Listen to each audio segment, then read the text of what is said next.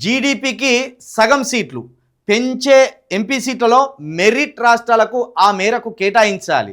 మిగిలిన సగం సీట్లను ప్రొరేటాలో అన్ని రాష్ట్రాలకు కేటాయించాలి. సీఎం రేవంత్ రెడ్డి హైబ్రిడ్ ప్రతిపాదన 50% సీట్ల పెంపు ప్రతిపాదనతో ఉత్తరాది దక్షిణాది మధ్య భారీ అంతరం, పంజాబ్ వంటి రాష్ట్రాలకు అన్యాయం, దక్షిణాదిని ద్వితీయ శ్రేణిగా మార్చే యత్నం, రాజకీయ అవసరాలకే 50% ప్రతిపాదన, బిల్లును ఎలా ఆమోదిస్తారో చూస్తాం. మహిళా బిల్లుకు కాంగ్రెస్ వ్యతిరేకం కాదు, డీలిమిటేషన్ను కలపడం రాజకీయ కుట్ర, 2026 జనాభా నిబంధనను తొలగించాలి, అఖిలపక్షంతో చర్చించాలి. సీఎం రేవంత్ రెడ్డి డీలిమిటేషన్లో భాగంగా మోదీ సర్కార్ పెంచాలనుకుంటున్న ఎంపీ సీట్ల విషయంలో సీఎం రేవంత్ రెడ్డి సరికొత్త ప్రతిపాదనను చేశారు. రాష్ట్రాల వారీగా 50% చొప్పున పెరిగే మొత్తం 272 ఎంపీ సీట్లలో సగం సీట్లను జీఎస్డిపిలో మెరిట్ సాధించిన రాష్ట్రాలకు కేటాయించాలన్నారు.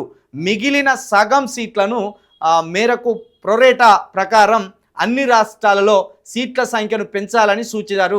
ఈ మేరకు తాను హైబ్రిడ్ ప్రతిపాదనను కేంద్రం ముందు ఉంచుతున్నట్లు చెప్పారు. ఇలా చేస్తే దేశానికి ఆదాయాన్ని తెచ్చి పెడుతున్న రాష్ట్రాలకు గౌరవించినట్లయితున్నదని మంచి మెలికే పెట్టిండు మనోడు.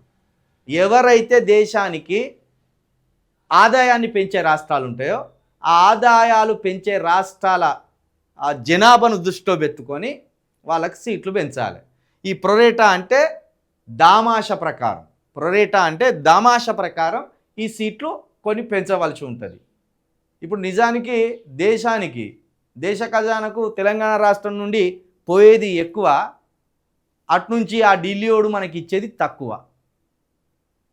కాబట్టి రేవంత్ రెడ్డి గారు ప్రతిపాదించిన దాంట్లో కొంత ఆలోచించగలిగే అంశాలు ఉన్నాయి.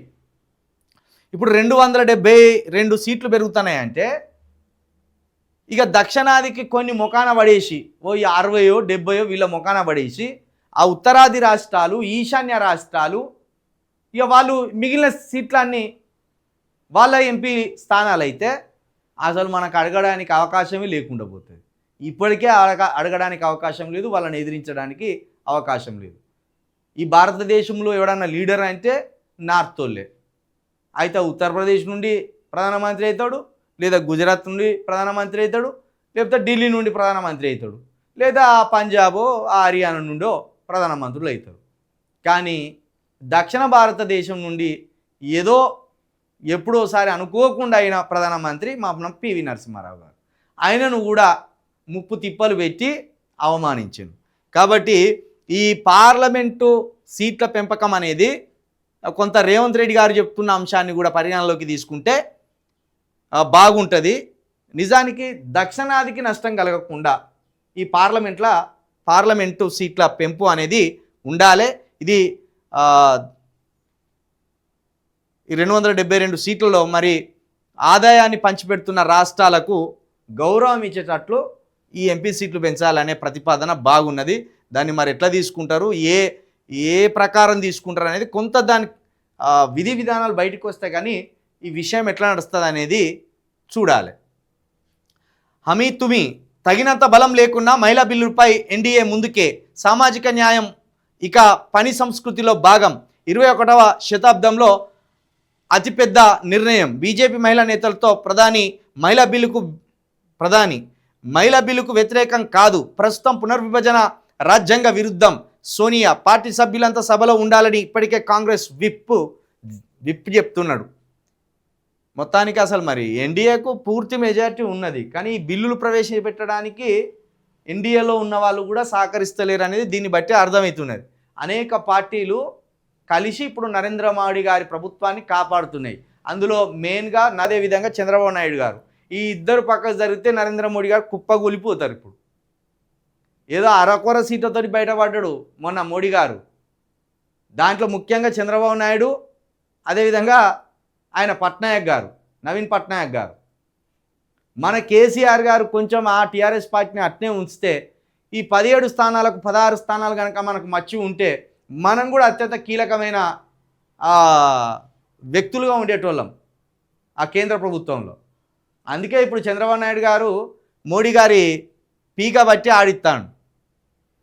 కాబట్టి మహిళా బిల్లులకు తగినంత బలం లేకున్నా ఎన్డీఏ ముందడికే పోతున్నదట. ఇక సామాజిక న్యాయం ఇక పని సంస్కృతిలో భాగమట. ఏం సామాజిక న్యాయం సాధించబోతున్నారో చూద్దాం.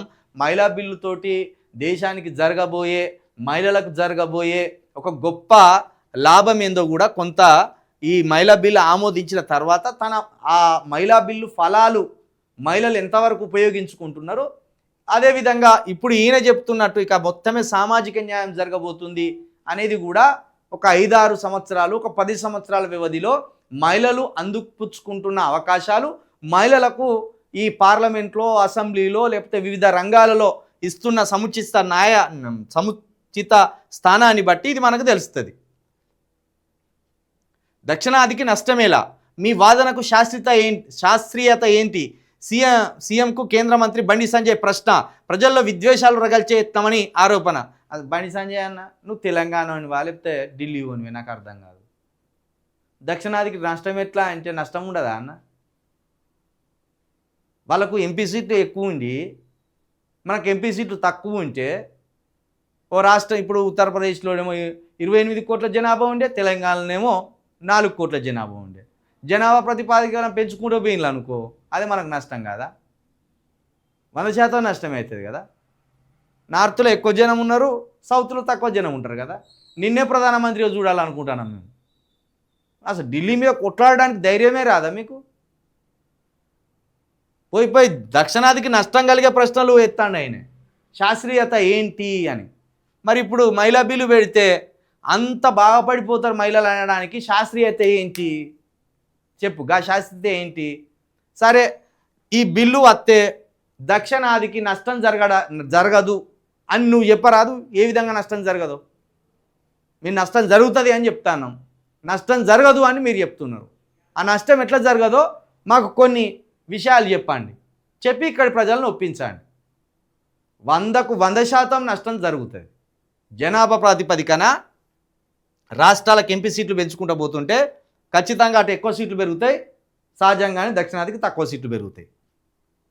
బండి సంజయ్ అన్న అసలు నేను గెలిపించింది కరీంనగర్ ప్రజలే, తెలంగాణ ప్రజలు. ఇక వచ్చేసరికి ఆగమేనట పో. ఓ టేస్టోలే కష్టమట. ఐ లవ్ కరీంనగర్ అని ఒకటి కొట్టించి పెట్టిండట బోర్డు, గంతకు మించి ఏం చేయలేదట.